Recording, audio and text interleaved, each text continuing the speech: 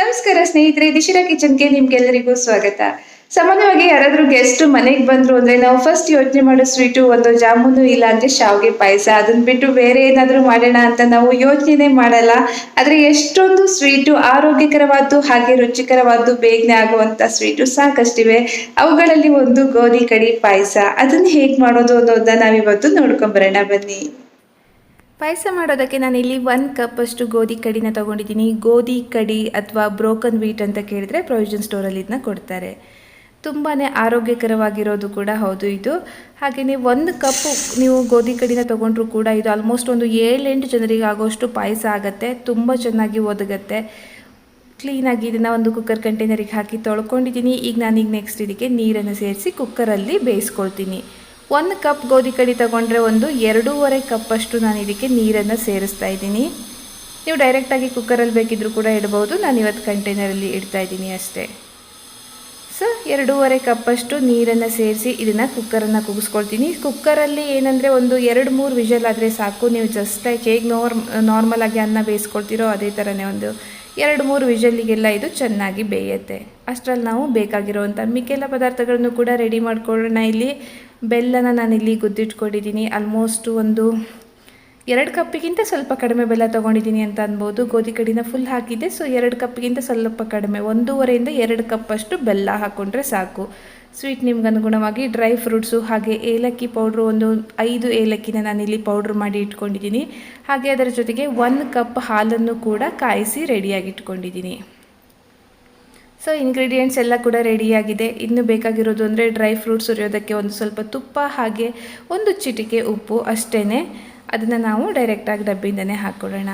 Cooker ಕೂಡ ಆಗಿದೆ. ಈಗ ಚೆನ್ನಾಗಿ ಬೆಂದಿದೆ ಇದು. ನೀವು ನೋಡ್ಬೋದು ಫುಲ್ ಸಾಫ್ಟಾಗಿರುತ್ತೆ. ಬೇಯ್ತಾ ಇದ್ದ ಹಾಗೆ ಗೋಧಿ ಕಡಿ ತುಂಬಾ ಸಾಫ್ಟಾಗಿರುತ್ತೆ. ಇಂಗ್ರೀಡಿಯೆಂಟ್ಸ್ ಎಲ್ಲ ಕೂಡ ರೆಡಿಯಾಗಿದೆ. ತಡ ಮಾಡೋದು ಬೇಡ, ನಾವು ಪಾಯಸನ ರೆಡಿ ಮಾಡೋಣ.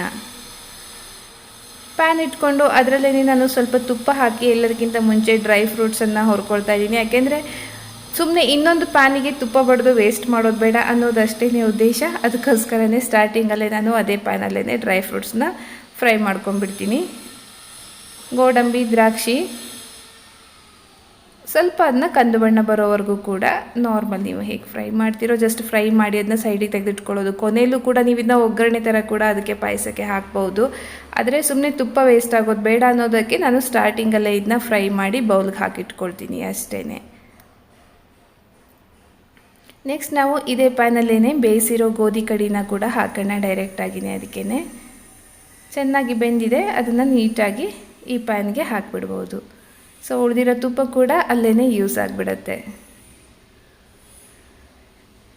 ಗೋಧಿ ಕಡಿ ಜೊತೆಗೆ ನೆಕ್ಸ್ಟು ನಾವು ಇದಕ್ಕೆ ಬೆಲ್ಲ ಕೂಡ ಸೇರಿಸ್ತಾ ಇದ್ದೀನಿ. ಇಲ್ಲಿ ಬೆಲ್ಲನ ನಾನು ಹೇಳಿದಾಗೆ ನಿಮ್ಮ ರುಚಿಗೆ ತಕ್ಕನಷ್ಟು ನೀವು ಸೇರಿಸ್ಕೊಳ್ಳಿ. 1.5 ಕಪ್ ಬೆಲ್ಲ ಹಾಕಿದ್ರೂ ಕೂಡ ಸಾಕಾಗುತ್ತೆ. ಇಲ್ಲ ಜಾಸ್ತಿ ಸ್ವೀಟ್ ಬೇಕು ಅನ್ನೋಂಥವ್ರು ಇಷ್ಟು ಸ್ವೀಟನ್ನು ಕೂಡ ಹಾಕ್ಬೋದು. ನಾವು ಈ ಪರ್ಟಿಕ್ಯುಲರ್ ಪಾಯಸನ ಸ್ವಲ್ಪ ಜಾಸ್ತಿ ಸ್ವೀಟ್ ಇಷ್ಟಪಡ್ತೀವಿ, ಹಾಗಾಗಿ ನಾನು 2 ಕಪ್ ಹಾಕಿದ್ದೀನಿ ಅಷ್ಟೇ. ಗೋಧಿ ಕಡಿಯಲ್ಲಿ ಏನು ಸ್ವೀಟಿನ ಅಂಶ ಇರಲ್ಲ, ಹಾಗಾಗಿ ಸ್ವಲ್ಪ ಜಾಸ್ತಿ ಸ್ವೀಟನ್ನು ತೊಗೊಳತ್ತೆ ಇದು ನಾರ್ಮಲ್ ಪಾಯಸಗಳಿಗಿಂತ. ಚೆನ್ನಾಗಿ ಮಿಕ್ಸ್ ಮಾಡ್ಕೊಳ್ತಿದ್ದೀನಿ. ತುಂಬ ಗಟ್ಟಿ ಇದೆ ಅಂತ ಅನಿಸಿದ್ರೆ ನೀವು ಇದರ ಜೊತೆಗೆ ಸ್ವಲ್ಪ ನೀರನ್ನು ಕೂಡ ಸೇರಿಸ್ಕೋಬೋದು. ಸ್ವಲ್ಪ ನೀರನ್ನು ಸೇರಿಸಿ ಚೆನ್ನಾಗಿ ಇದನ್ನ ಕುದಿಸ್ಕೋಬೋದು. ಬೆಲ್ಲ ನೀಟಾಗಿ ಅದರಲ್ಲಿ ಕರಗಬೇಕಷ್ಟೇ. ಬೆಲ್ಲದಲ್ಲಿ ಕಸ ಇದೆ ಅನ್ನೋ ಹಾಗಿದ್ರೆ ನೀವು ಬೆಲ್ಲನ ಸೋಸಿ ಕೂಡ ಹಾಕ್ಕೋಬೋದು. ಬೆಲ್ಲ ಕ್ಲೀನಾಗಿರೋದ್ರಿಂದ ನಾನು ಡೈರೆಕ್ಟಾಗಿ ಹಾಗೆಯೇ ಮಿಕ್ಸ್ ಮಾಡ್ತಿದ್ದೀನಿ ಅಷ್ಟೇ. ಚೆನ್ನಾಗಿ ಮಿಕ್ಸ್ ಮಾಡಿ ಇದನ್ನು ಬೆಲ್ಲ ಕರಗೋವರೆಗೂ ಕೂಡ ಮಿಕ್ಸ್ ಮಾಡಿ ಇದನ್ನು ಕುದಿಸ್ಕೋಬೇಕು. ಬೆಲ್ಲ ಚೆನ್ನಾಗಿ ಕುದಿಬೇಕು, ಯಾಕೆಂದರೆ ಆಮೇಲೆ ಹಾಲು ಹಾಕಿದ್ಮೇಲೆ ಬೆಲ್ಲ ಕುದಿಸೋದಕ್ಕಾಗಲ್ಲ. ಹಾಗಾಗಿ ಫಸ್ಟು ಚೆನ್ನಾಗಿ ಬೆಲ್ಲ ಕುದಿದ ಮೇಲೇ ನಾವು ಇದಕ್ಕೆ ಹಾಲನ್ನು ಸೇರಿಸ್ಬೇಕಾಗಿರೋದು. ಹಾಗಾಗಿ ಇದನ್ನ ಆಗಾಗ ಕೈ ಆಡಿಸ್ತಾ ಇದನ್ನ ಕುದಿಸ್ತಾ ಹೋಗಿ, ಯಾಕೆಂದರೆ ಸಮ್ಟೈಮ್ಸ್ ತಳ ಹಿಡಿಯೋ ಸಾಧ್ಯತೆ ಇರುತ್ತೆ. ಪಾಯಸ ತಳ ಹಿಡಿದ್ಬಿಟ್ರೆ ಟೇಸ್ಟ್ ಚೆನ್ನಾಗಿರಲ್ಲ. ಹಾಗಾಗಿ ಆಗಾಗ ಒಮ್ಮೆ ಇದನ್ನು ಕೈ ಆಡಿಸ್ತಾ ಕುದಿಸ್ತಾ ಹೋಗಿ ಒಂದು 10 ನಿಮಿಷ ನಾವು ಇದನ್ನ ಕುದಿಸ್ಬೇಕಷ್ಟೇ. ಚಿಟಿಕೆ ಉಪ್ಪು, ಯಾವುದೇ ಸ್ವೀಟ್ ಆಗಲಿ ಅದಕ್ಕೆ ಒಂದು ಚಿಟಿಕೆ ಉಪ್ಪನ್ನು ಸೇರಿಸಿದಾಗ ಅದರ ರುಚಿ ಇನ್ನೂ ಚೆನ್ನಾಗಿ ಬರುತ್ತೆ. ಅದರಲ್ಲೂ ಬೆಲ್ಲದ ಸ್ವೀಟಿಗಂತೂ ಖಂಡಿತವಾಗಿಯೂ ಕೂಡ ಚಿಟಿಕೆ ಉಪ್ಪನ್ನು ಸೇರಿಸೋದನ್ನ ಮರಿಬೇಡಿ. ಬೆಲ್ಲ ಚೆನ್ನಾಗಿ ಕರಗಿ ಒಂದು ಪಾಕ ಬರಬೇಕಷ್ಟೇ. ನೀಟಾಗಿ ಈಗ ಚೆನ್ನಾಗಿ ಕುದೀತಾ ಹೋದಷ್ಟು ಅದು ಗಟ್ಟಿ ಆಗ್ತಾ ಹೋಗುತ್ತೆ. ಸೊ ಸ್ವಲ್ಪ ಗಟ್ಟಿ ಆಗೋವರೆಗೂ ಕೂಡ ಈಗ ಇನ್ನೂ ಕೂಡ ತೆಳ್ಳಗಿದೆ. ಇನ್ನೂ ಸ್ವಲ್ಪ ಹೊತ್ತು ಕುದಿಸ್ತಾ ಹೋದಾಗೆ ಈ ರೀತಿಯಾಗಿ ಗಟ್ಟಿ ಆಗುತ್ತೆ. ನೀವು ಇದನ್ನ ನೋಡ್ಬೋದು ಎಷ್ಟು ಥಿಕ್ಕಾಗಿದೆ ಈಗ ಅನ್ನೋದನ್ನ. ಇಷ್ಟು ಗಟ್ಟಿ ಆದರೆ ಸಾಕು. ಈಗ ನಾವು ಇದಕ್ಕೆ ನೆಕ್ಸ್ಟು ಏಲಕ್ಕಿ ಪೌಡ್ರನ್ನು ಕೂಡ ಸೇರಿಸೋಣ. ಒಂದು ಫ್ಲೇವರ್ ಇದ್ದರೆ ಚೆನ್ನಾಗಿ ಅನಿಸುತ್ತೆ. ಬೆಲ್ಲದ ಯಾವುದೇ ಸ್ವೀಟ್ ಆಗಲಿ ಅದ್ರ ಜೊತೆಗೆ ಏಲಕ್ಕಿ ಸ್ವಲ್ಪ ಒಂದು ಫ್ಲೇವರನ್ನು ಜಾಸ್ತಿ ಮಾಡುತ್ತೆ. ಹಾಗಾಗಿ ಏಲಕ್ಕಿ ಪೌಡ್ರನ್ನು ಕೂಡ ನಾನೀಗ ಇದಕ್ಕೆ ಸೇರಿಸ್ತಾ ಇದ್ದೀನಿ. ಚೆನ್ನಾಗಿ ಮಿಕ್ಸ್ ಮಾಡಿ 1-2 ನಿಮಿಷ ಕುದಿಸಿದ್ರೆ ಸಾಕು ಇದನ್ನು. ಇವಾಗ ನೆಕ್ಸ್ಟು ಇದಕ್ಕೆ ಸೇರಿಸ್ಬೇಕಾಗಿರೋದು, ಇದು ನಿಮ್ಗೆ ಆಪ್ಷನಲ್ಲು, ಬೇಕಿದ್ದರೆ ಸೇರಿಸ್ಕೋಬೋದು, ಬೇಡ ಅಂದರೆ ಬಿಡ್ಬೋದು. ನಾನು ಸಾಮಾನ್ಯವಾಗಿ ಕೂಡ ಇದಕ್ಕೆ ಯಾವಾಗಲೂ ಕೂಡ 1 ಸ್ಪೂನ್ ಆದರೂ ಕೂಡ ತುಪ್ಪನ ಸೇರಿಸ್ತೀನಿ. ಪಾಯಸಕ್ಕೆ ತುಪ್ಪ ಹಾಕಿದ್ರೆ ಅದರ ರುಚಿನೇ ಬೇರೆ. ಕೆಲವರು ಲಾಸ್ಟಲ್ಲಿ ಬೌಲಲ್ಲಿ ಕೂಡ ಪಾಯಸ ಹಾಕಿದ ಮೇಲೆ ಅದರ ಮೇಲಿಂದ ತುಪ್ಪ ಹಾಕ್ಕೊಂಡು ಕೂಡ ಊಟ ಮಾಡ್ತಾರೆ. ನಾನು ಇದನ್ನು ಕುದಿಸೋವಾಗಲೇ ಇದಕ್ಕೆ 1 ಸ್ಪೂನಷ್ಟು ತುಪ್ಪನ ಸೇರಿಸ್ತೀನಿ. ಇದು ನಿಮಗೆ ಆಪ್ಷನಲ್ಲು. ಹಾಗೆ ಈ ತುಪ್ಪ ಮನೇಲೇ ಮಾಡೋದು ಹೇಗೆ ಅನ್ನೋದನ್ನು ಕೂಡ ನಾನು ರೆಕಾರ್ಡ್ ಮಾಡಿದ್ದೀನಿ. ಆ ರೆಸಿಪಿನ ಕೂಡ ನೀವು ನೋಡ್ಬೋದು, ಯಾವ ರೀತಿಯಾಗಿ ಮನೇಲಿ ತುಪ್ಪನ ರೆಡಿ ಮಾಡ್ಕೊಳ್ಳೋದು ಅಂತ. ಮನೇಲೇ ಮಾಡಿರೋ ತುಪ್ಪ ಆಗಿದ್ದರಿಂದ ಒಳ್ಳೆ ಪರಿಮಳ ಇರುತ್ತೆ. ಹಾಗೆ ನಾವು ಪಾಯಸಕ್ಕೂ ಕೂಡ ಇದೊಂದು ಎಡಿಷ್ನಲ್ ಫ್ಲೇವರನ್ನು ಕೊಡುತ್ತೆ. ಚೆನ್ನಾಗಿ ಮಿಕ್ಸ್ ಮಾಡಿಕೊಂಡು 1-2 ನಿಮಿಷ ಇದನ್ನು ಕುದಿಸ್ಕೊಳ್ತೀನಿ. ಹಾಗೆ ನೆಕ್ಸ್ಟು ಕೊನೆಯದಾಗಿ ಇದಕ್ಕೆ ಇಷ್ಟು ಗಟ್ಟಿ ಆದಮೇಲೆ ಹಾಲನ್ನು ಸೇರಿಸ್ತೀನಿ. ಹಾಲನ್ನು ಸೇರಿಸಿದ ಮೇಲೆ ನಾವು ಇದನ್ನು ತುಂಬ ಹೊತ್ತು ಕುದಿಸೋ ಅಗತ್ಯ ಇಲ್ಲ. ಕಾಯಿಸಿರೋ ಹಾಲನ್ನೇ ನಾನು ಸೇರಿಸ್ತಾ ಇದ್ದೀನಿ. ಕಾಯಿಸಿರೋ ಹಸುವಿನ ಹಾಲನ್ನೇ ನಾನು ಇದಕ್ಕೆ ಸೇರಿಸ್ತಾ ಇರೋದ್ರಿಂದ ನಾವು ತುಂಬ ಹೊತ್ತು ಕುದಿಸೋದು ಬೇಕಾಗಲ್ಲ. ಹಾಗೆಯೇ ಜಸ್ಟ್ ಮಿಕ್ಸ್ ಮಾಡಿ ಒಂದು ಸರಿ ಅದು ಗೋಧಿ ಕಡಿಯೆಲ್ಲ ಹಾಲಿನ ಅಂಶವನ್ನು ಎಳ್ಕೊಳ್ಳೋವರೆಗೂ ಕೂಡ ನಾವು ಇದನ್ನ ಕುದಿಸ್ಬೇಕಷ್ಟೇ. ಒಂದು 5 ನಿಮಿಷ ಕುದಿಸೋಷ್ಟರಲ್ಲೇ ಇದು ಚೆನ್ನಾಗಿ ಎಲ್ಲ ಕೂಡ್ಕೊಳ್ಳುತ್ತೆ ಗೋಧಿ ಕಡಿ ಜೊತೆಗೆ ಹಾಲಿನ ಅಂಶ ಎಲ್ಲ. ಈಗ ಪಾಯಸ ಕೂಡ ರೆಡಿಯಾಗಿದೆ. ನೀವು ನೋಡ್ಬೋದು, ಇದನ್ನ ಕಾಯಿಸ್ತಾ ಹೋದಂಗೂ ಥಿಕ್ನೆಸ್ ಬರ್ತಾ ಹೋಗುತ್ತೆ. ಆಮೇಲೆ ತಣ್ಣಗಾದ್ಮೇಲೂ ಕೂಡ ಇದು ತುಂಬ ಗಟ್ಟಿ ಆಗ್ತಾ ಹೋಗುತ್ತೆ. ಸೊ ಇಷ್ಟು ಹದ ಇದ್ದರೆ ಸಾಕು. ಇದೊಂದು ಆರೋಗ್ಯಕರವಾದ ಅಡುಗೆ ಅಂತಲೇ ಅನ್ಬೋದು. ಬೆಲ್ಲದ ಸ್ವೀಟು ನಾರ್ಮಲ್ ಆಗಿ ನಾವು ಸಕ್ಕರೆ ಸ್ವೀಟನ್ನು ತಿನ್ನೋದಕ್ಕಿಂತ ಜಾಸ್ತಿ ಬೆಲ್ಲದ ಸ್ವೀಟು ಆರೋಗ್ಯ ದೃಷ್ಟಿಯಿಂದ ಯಾವಾಗಲೂ ಕೂಡ ಒಳ್ಳೆಯದೇನೆ. ಸ್ಟವ್ ಆಫ್ ಮಾಡಿ ಇದರ ಜೊತೆಗೆ ನಾನು ಕೊನೆಯದಾಗಿ ಗೋಡಂಬಿ ದ್ರಾಕ್ಷಿ, ಹುರಿದಿರುವಂಥ ಗೋಡಂಬಿ ದ್ರಾಕ್ಷಿ ಏನಿದೆ ಅದನ್ನು ಕೂಡ ಸೇರಿಸ್ತಾ ಇದ್ದೀನಿ.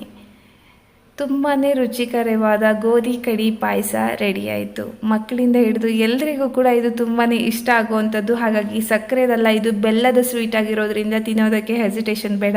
ಖಂಡಿತವಾಗಿಯೂ ಕೂಡ ನೀವು ಇದನ್ನ ಟ್ರೈ ಮಾಡಿ ನೋಡ್ಬೋದು. ತಣ್ಣಗಾದ್ಮೇಲೂ ಕೂಡ ಇದರ ರುಚಿ ತುಂಬಾ ಚೆನ್ನಾಗಿರುತ್ತೆ. ಬಿಸಿಯಾಗಿರುವಾಗಲಂತೂ ಕೇಳೋದೇ ಬೇಡ, ಅಷ್ಟು ಚೆನ್ನಾಗಿರುತ್ತೆ. ಇದನ್ನ ನೆಕ್ಸ್ಟ್ ನೀವು ಚೆನ್ನಾಗಿ ಮಿಕ್ಸ್ ಮಾಡಿ ಸರ್ವಿಂಗ್ ಬೌಲಿಗೆ ಹಾಕಿ ಪಾಯಸನ ಸರ್ವ್ ಮಾಡ್ಬೋದು. ನಾನು ಹೇಳಿದಾಗೆ 1 ಕಪ್ಪನ್ನು ನಾವು ಗೋಧಿ ಕಡಿ ಯೂಸ್ ಮಾಡಿದರೂ ಕೂಡ ಆಲ್ಮೋಸ್ಟ್ 7-8 ಜನಕ್ಕೆ ಸರ್ವ್ ಮಾಡುವಷ್ಟು ಗೋಧಿ ಕಡಿ ಪಾಯಸ ರೆಡಿಯಾಗುತ್ತೆ. ಹೆಲ್ದಿಯಾದ ರುಚಿಕರವಾದ ಗೋಧಿ ಕಡಿ ಪಾಯಸ ರೆಡಿಯಾಯಿತು.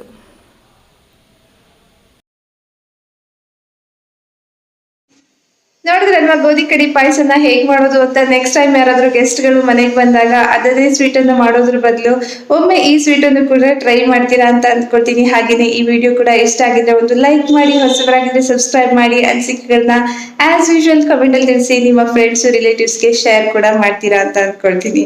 ಸಿಗೋಣ ಮುಂದಿನ ವಿಡಿಯೋದಲ್ಲಿ. ಅಲ್ಲಿವರೆಗೆ ಧನ್ಯವಾದ.